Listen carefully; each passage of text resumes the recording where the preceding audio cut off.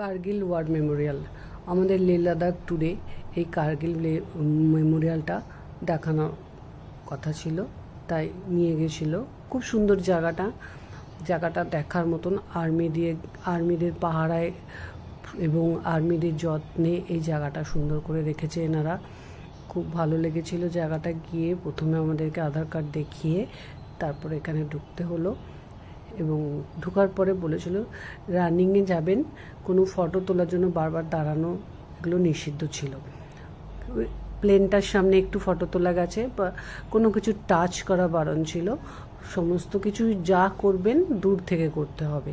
সমস্ত যেভাবে ঘেরাও দেওয়া আছে তার থেকে বাইরে, বাউন্ডারির বাইরে ফটো তুলুন, ভিডিও করুন, তাতে কোনো আপত্তি নেই। জায়গাটা এত সুন্দর লেগেছে।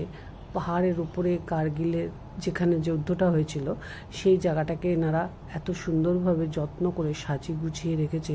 সাধারণ ট্যুরিস্টদের ঢুকতে দিচ্ছে এবং দেখতে দিচ্ছে, তাদের জন্যই সাজিয়ে গুছিয়ে রেখেছে। খুব ভালো লাগবে গেলে। অবশ্যই লাদাখ ট্যুরে গেলে কার্গিল ওয়ার মেমোরিয়ালটা দেখেই আসবেন। সব স্ট্যাচুগুলো যে শহীদ রয়েছেন সেই শহীদদের স্ট্যাচু তৈরি করে রাখা আছে। কার্গিলের প্লেনের একটা মডেল তৈরি করা আছে। তারপরে কার্গিলের কামানগুলো, সেগুলোর মডেল তৈরি করে রাখা আছে।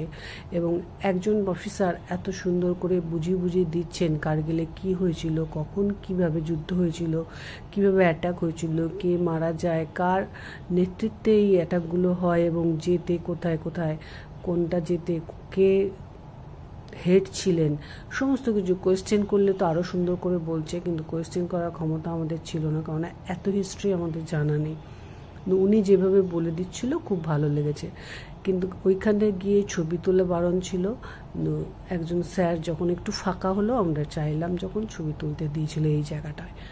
খুব সুন্দর জায়গাটা ছিল, দূর থেকে ছবিগুলো তুলতে দিয়েছিল, এবং তাই জন্য একটু স্মৃতি হিসেবে আমরা ধরে রাখলাম ছবি তুলে।